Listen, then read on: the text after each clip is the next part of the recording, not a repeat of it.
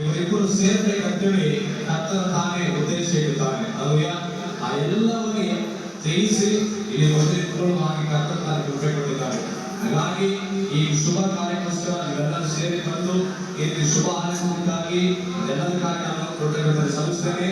ಬಹಳ ಹೆಚ್ಚಾಗಿ ಈ ಸಭೆಯಲ್ಲಿ ಸಮಾಧಾನಕ್ಕಾಗಿ ನಿಮ್ಮದಿಗೋಸ್ಕರ ಪ್ರಾರ್ಥಿಸ್ತೇನೆ.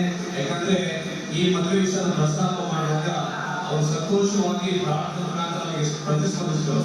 ಆ ಸ್ಪಂದನೆ ಹೇಗಿದೆ ಅಂತ ಹೇಳುವಾಗ ಇವಾಗ ನೀವೆಲ್ಲ ನೋಡ್ತಾ ಇದ್ದೀರಾ, ಇದೇ ಸ್ಪಂದನೆ ಆಗಿದೆ. ಅವರ ಹಾಗೆ ನಮ್ಮ ವಿಷಯದಲ್ಲಿಯೂ ರಾಜ್ಯವಿಷಯದಲ್ಲಿಯೂ ಒಂದು ಕರ್ತರು ಎರಡರ ಬಗ್ಗೆ ತೆಗೆದಿದ್ದಾನೆ ಎಂಬ ರುಜುಪಡಿಸಬೇಕಾಗಿ ನಾನು ಸ್ತೋತ್ರ ಮಾಡ್ತೀನಿ. ಯಾಕಂದ್ರೆ ಕರ್ತನೇ ಈ ಕಾರ್ಯವನ್ನು ಮಾಡಿದ್ದು. ಕರ್ತನ ಮಾಡಿ ಯಾರು ಮಾಡಿದ್ರು? ಹೆಸರಲ್ಲಿ ಕರ್ತನ ಮಾಡೋದ್ರಲ್ಲಿ ಕರ್ತನ ಉದ್ದೇಶ ಇದ್ದಕ್ಕೆ ಇವತ್ತು ನಾವೆಲ್ಲ ಸೇರಿ ಈ ಕಾರ್ಯವನ್ನು ನೆರವೇರಿಸ್ತಾ ಇದ್ದೀವಿ. ಅಲ್ಲವಯ್ಯ? ಕರ್ತನ ತಾನೇ ಇವೆಲ್ಲ ವಿಷಯದಲ್ಲಿಯೂ ನಾಲ್ಕು ಗಡಿ ರಾಜ್ಯ ವಿಷಯದಲ್ಲಿ ಮಹಿಳೆಯುವಂತ